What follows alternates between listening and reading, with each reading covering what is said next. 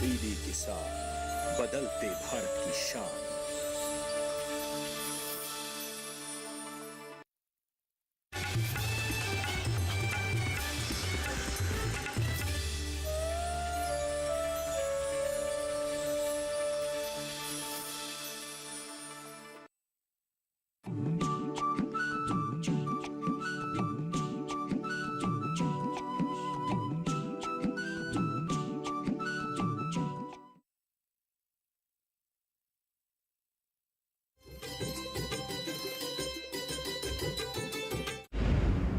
नंदिनी घर में नहीं दिख रही है, बाहर गई है क्या?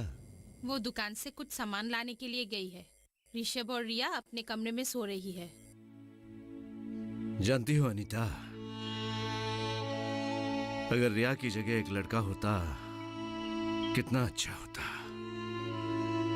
ये सोचकर कभी कभी मैं उदास हो जाता हूं कि हमारा वंश आगे रहेगा कि नहीं। शायद इस वंश का नाम और निशान नहीं रहेगा। हाँ, यही सोचकर मेरी दिमाग खराब होती है और उस डॉक्टर पर भी बहुत गुस्सा आता है। उसको कितना बोला था कि ये लड़की हमें नहीं चाहिए।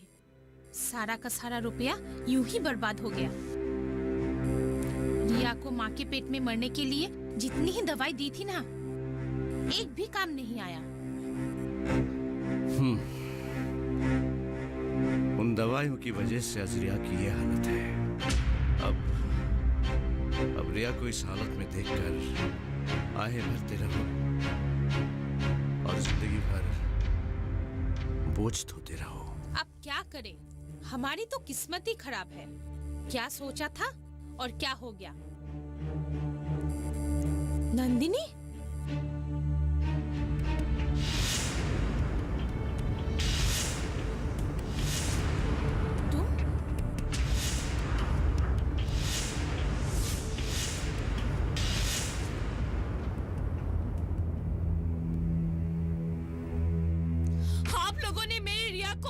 कोशिश की थी, लेकिन क्यों?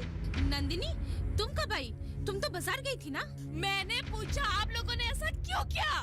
ऋषभ, ऋषभ! देखो, देखो नंदिनी, ऐसी कोई बात नहीं है। नंदिनी, बेटा तुम्हें कोई गलतफहमी हुई है। मुझे कोई गलतफहमी नहीं हुई है। मैंने अपने कानों से सुना है। ऋषभ, ऋषभ जल्दी! नंदिनी, पागल हो गई हो क्या? क्या हुआ? चिल्ला क्यों रही हो? ऋषभ, माँ और पिताजी ने पेट में दवाई देकर रिया को मारने की कोशिश की थी। मैंने अपने कानों से सुना है। बकवास बंद कर। मेरे माँ और पिताजी ऐसा कुछ नहीं कर सकते हैं। Just believe me, ऋषभ, मैं सच कह रही हूँ। इन लोगों ने डॉक्टर बरुआ के साथ मिलकर सेक्स डिटर्मिनेशन टेस्ट करवाया था और जैसे ही इन लोगों को मालूम पड़ा कि मेरे पेट में लड़की है, तब डॉक्टर बरुआ के साथ मिलकर रिया को मारने की कोशिश की थी। भगवान की कृपा से रिया बच गई, लेकिन उसे सेरेब्रल पैरालिसिस जैसी बीमारी हो गई। मेरी बच्ची। हाँ? क्या नंदिनी सच बोल रही है? ऋषभ, तुम नंदिनी की बातों पर विश्वास कर रहे हो? नंदिनी हम पर झूठा इल्जाम लगा रही है। हाँ बेटा, ये बिल्कुल झूठ बोल रही है। क्या हम लोग ऐसा कर सकते हैं? हाँ? नहीं ऋषभ, इन लोगों ने ही। Shut up, just shut up. तुम इतनी नीचे गिर सकती हो, मैंने सपने में भी नहीं सोचा था। ऋषभ, ये क्या बोल रहे हो तुम? उल्टा तुम मुझ पर ही इल्जाम लगा रहे हो। लगा रहा हूँ, हाँ मैं लगा रहा हूँ। मेरे माँ और बाबूजी ऐसा नहीं कर सकते हैं। क्योंकि तुम्हारा सपना पूरा नहीं हुआ ना, इसलिए उन पर झूठा इल्जाम लगा रही हो। मैं सच कह रही हूँ ऋषभ, इन लोगों ने हमारी बेटी को मारने की कोशिश की थी। ये लोग हत्यारे हैं ऋषभ, हत्यारे हैं।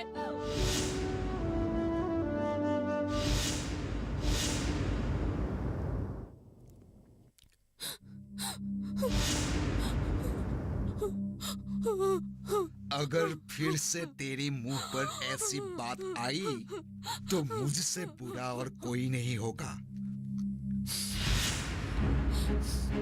मैं और एक पल भी इस घर में रहना नहीं चाहती हूँ। मैं ये घर छोड़कर जा रही हूँ।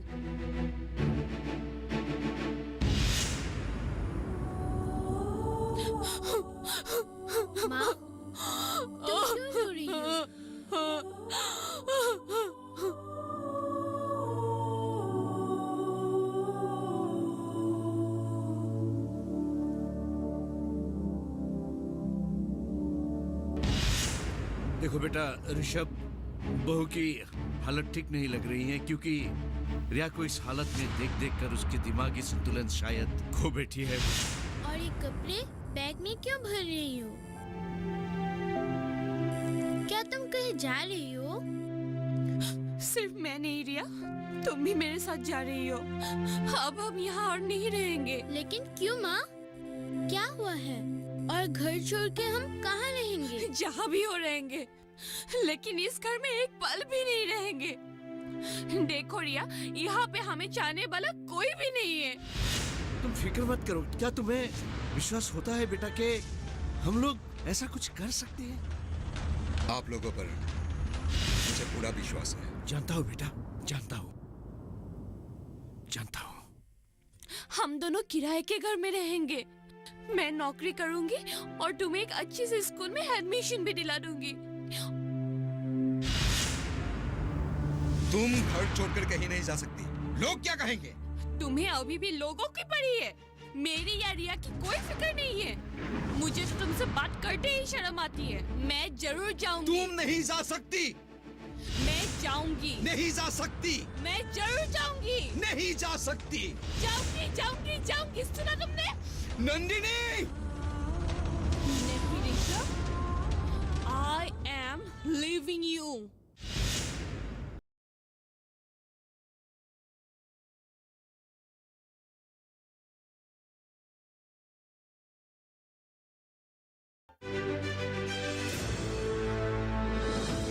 खुशहाल होंगे खेत, पशु भी रहेंगे स्वस्थ। सरकारी स्कीम का होगा लाभ, जब एक्सपर्ट्स का मिलेगा साथ, किसानों के सवाल विशेषज्ञों के जवाब, अब सिर्फ एक फोन कॉल पर। देखिए अपना खास प्रोग्राम। हमारे टोल फ्री नंबर हैं 1800-113060, 1800-113061। हेलो किसान, सोमवार से शुक्रवार शाम 6 बजे सिर्फ दूरदर्शन किसान पर।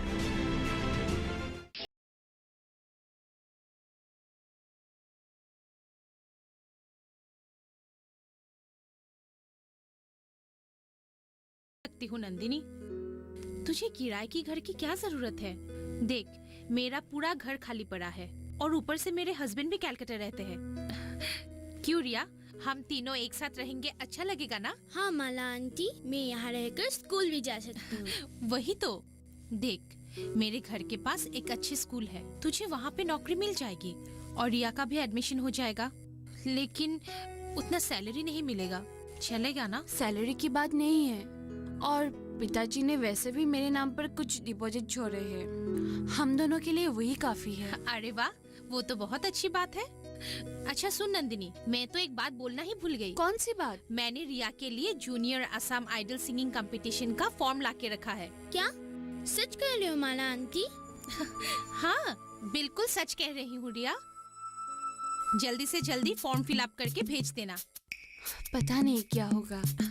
अरे नंदिनी, तू क्यों चिंता करती है? देखना, रिया एक दिन बहुत अच्छी सिंगर बनेगी और बहुत नाम कमाएगी, है ना रिया? हाँ आंटी। अनीता, एक बात कहूं? कहिए। ये घर बिल्कुल खाली हो गया। इसमें हमारी क्या गलती है? हमने शायद ठीक नहीं किया। पेटों से ही तो खानदान चलता है, हमने भी वही चाहा था, तो उसमें गलत क्या था? तुम ठीक कह रही हो। उस चाहत ने हमें इंसान से हैवान बना दिया और हम हत्यारा बनते बनते रह गए, और हमारी करनी का फल बेचारी रिया भुगत रही है। क्या हमने सही किया है? आप शायद ठीक कह रहे हैं, मैं भी मन ही मन पछता रही हूँ। उस दिन जूनियर असम आइडल कंपटीशन में मैंने रिया को टीवी में गाते हुए देखा। बहुत अच्छा गाती है वो। उस दिन तो मैं गौरव महसूस कर रहा था कि मैं रिया का दादाजी हूँ। हमने कभी भी उसके टैलेंट को पहचानने की कोशिश भी नहीं की। आजकल तो ऋषभ भी हमसे दूर दूर रहने लगा है, एक फोन भी नहीं करता। हमारी गलती की वजह से हमारे अपने ही हमसे दूर चले गए। ये सब सोच सोचकर आजकल नींद नहीं आती। अरे दोस्त, तुमने तो कमाल कर दिया। बॉस तुम्हारे ऊपर बहुत खुश है, शायद तुम्हें प्रमोशन देकर विदेश भेज दे। मैंने बात करते हुए भी सुना है। अरे यार, तुम्हारी तो निकल पड़ी। नहीं यार, बिल्कुल मन नहीं है। तू तो मेरे घर की हालत जानता ही है। देख यार, मैं एक बात कहूं? क्या? आंखें बंद करके सभी बातें माँ बाप की मान देना जरूरी नहीं है। क्या पता नंदिनी सच बोल रही है। तेरा मतलब क्या है? क्या कहना चाहता है तू? मेरे हिसाब से तू उस डॉक्टर से मिलकर सारी बातें पता कर ले। सही बोला तूने। हाँ यार, तेरी बेटी को मैंने टीवी पर गाना गाते हुए भी देखा। She is a great singer. देखो, वो कुछ करके दिखाएगी, देख लेना।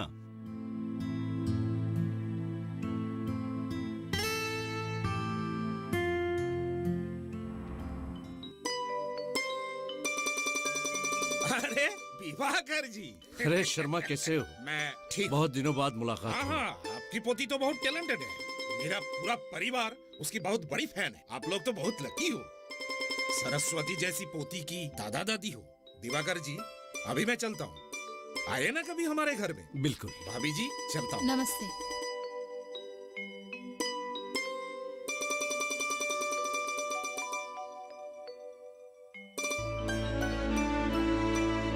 हम कहाँ लकी हैं? हम तो राक्षस हैं।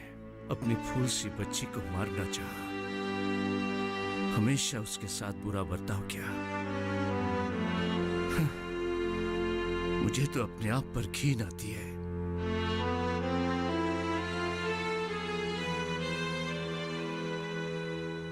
देखो डॉक्टर, आप सिर्फ मुझे सच बताओ, वरना आपके खिलाफ मैं पुलिस में कंप्लेन करूंगा। देखिए मिस्टर ऋषभ, आप बेकार में ही मुझे परेशान कर रहे हैं। आप बताते हो या नहीं? देखो डॉक्टर, वैसे भी मैं बहुत परेशान हूँ, मुझे मजबूर मत करो। हाँ, मैंने सेक्स डिटर्मिनेशन टेस्ट किया था और उसके लिए आपके माँ बाप ने मुझे 50,000 रुपए दिए थे और साथ ही माँ के पेट में बच्चे को मारने के लिए दवाई भी मुझसे ही लिया था, पर इसमें मेरा कोई दोष नहीं है। डॉक्टर,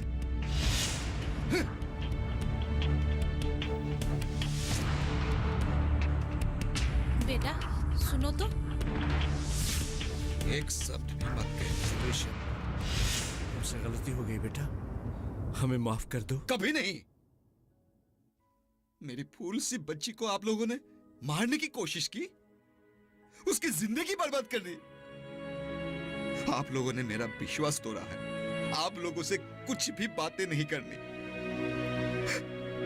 मैं हमेशा हमेशा के लिए घर छोड़कर जा रहा हूं। आज से आपका बेटा मर चुका है। नहीं, मैं जा रहा हूं। देखो बेटा, हमें माफ कर दो प्लीज। आप लोग माफी के काबिल नहीं हो। ऋषभ, मुझे ढूंढने की कोशिश भी मत करना। ऋषभ, जा रहा हूं मैं। ऋषभ सुनो तो, सुनो ऋषभ।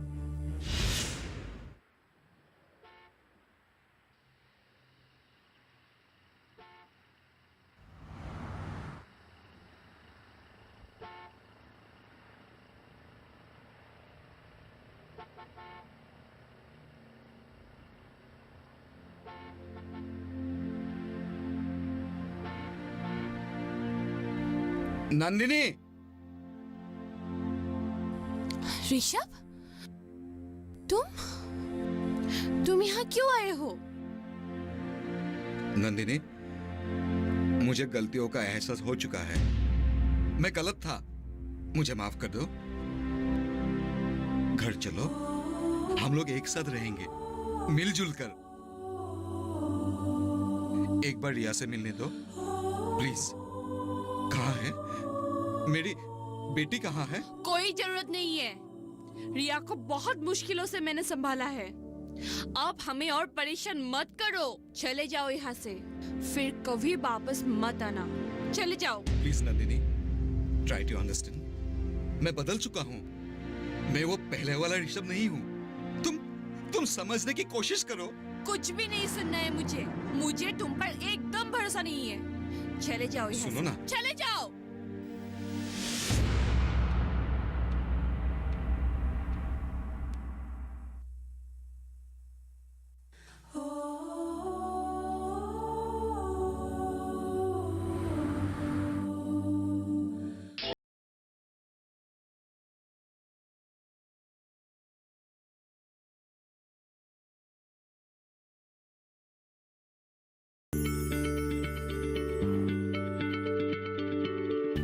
क्या आप किसी बीमारी से परेशान हैं? चाहते हैं डॉक्टर की सलाह?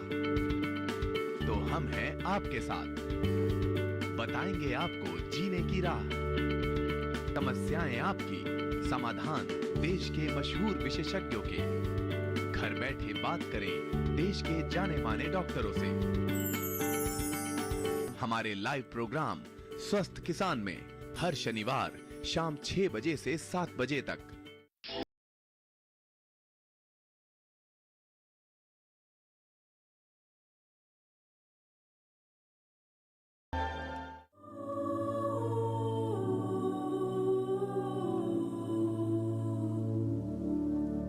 नंदिनी, तूने ये ठीक नहीं किया। तू ये क्या कह रही है माला?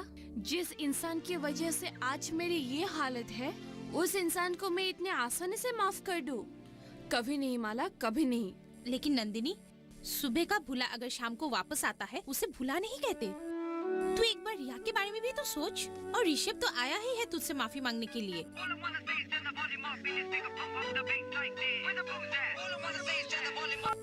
हेलो, हाँ स्नेहा। हाँ नंदिनी है। हाँ बात कर ले।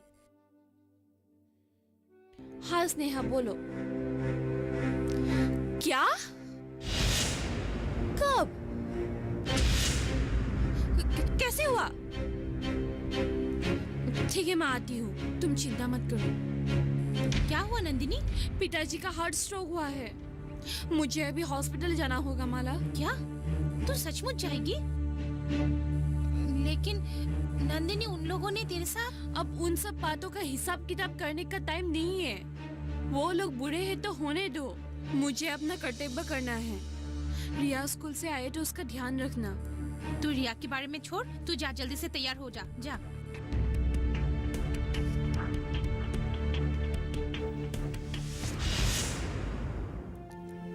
पिताजी, दवाई लीजिए। अरे स्नेहा बिटिया, दो।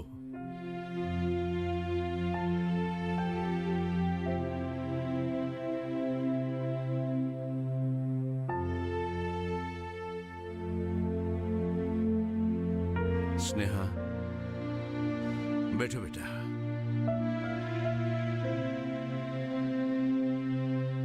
इन दिनों तुमने मेरे लिए बहुत तकलीफ उठाई। भगवान तुम्हारा भला करे। ये तो मेरा फर्ज है पिताजी, इसमें तकलीफ कैसी?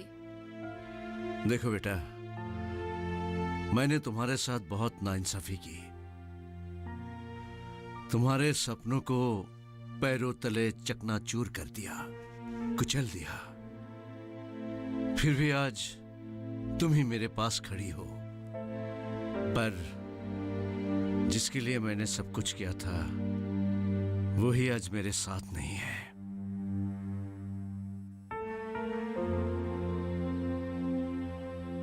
इसमें गलती हमारी ही थी।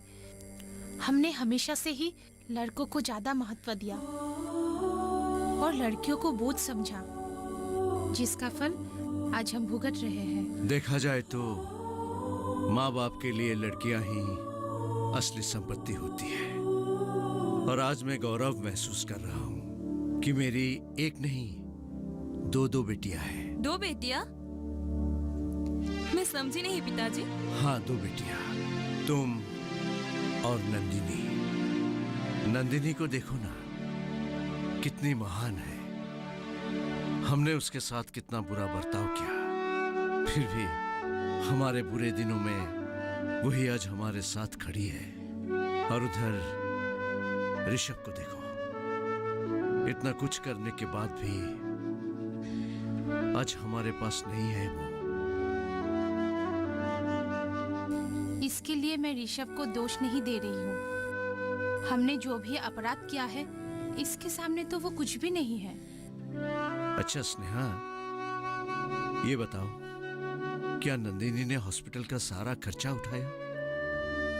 हाँ पिताजी, भाभी के नाम पर उनके पिताजी ने कुछ रुपया जमा रखा था, वही रुपया आपके इलाज के लिए खर्च किया है। अच्छा, नंदिनी की जितनी तारीफ की जाए उतनी ही कम है। अच्छा,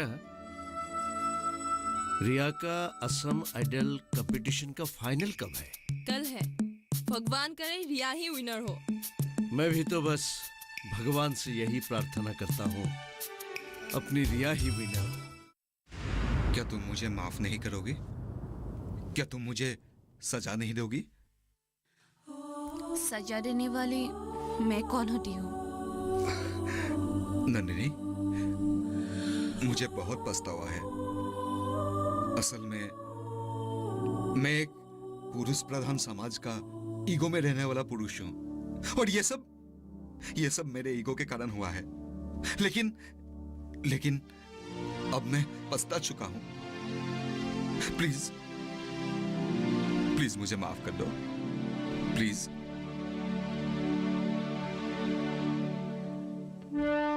नंदिनी, मैं खुद को सुधारने की कोशिश कर रहा हूं, और मैं करूंगा। और नंदिनी, मैं तुम्हारे लिए कुछ लाया हूं। क्या? सपना, तुम्हारा सपना। सॉरी, मैंने तुमसे पूछे बिना तुम्हारा बायोडाटा एंट्रेंस के लिए भेज दिया था। अब तुम्हारे सपनों को पूरा करना होगा। पिताजी के सपनों को पूरा करना ही पड़ेगा। ये लो, कोलंबिया यूनिवर्सिटी में पीएचडी एंट्रेंस का एडमिट। ऋषभ, अब ये पीएचडी मेरा भी सपना है। क्या तुम हमारे सपनों को पूरा करोगे? ऋषभ, मैं भी 3 साल के लिए लियन में तुम्हारे साथ कोलंबिया चलूंगा, और साथ में रिया को भी ले जाऊंगा। पापा? रिया, बेटा। पापा? रिया, मुझे माफ कर दे बेटा, मुझे माफ कर दे। चल, हम लोग घर चलते हैं, चल।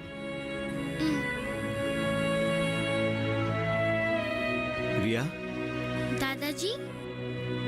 मम्मी जी, पिताजी, आप लोग आइए। नंदिनी, हम लोगों को माफ कर दो बेटी। ये आप क्या कह रही है माँ जी? माँ अपनी बेटी से कभी माफी नहीं मांगते। तो चलो, हम अपने घर चलेंगे। दादाजी, दादी जी, अब क्या हम घर जाएंगे?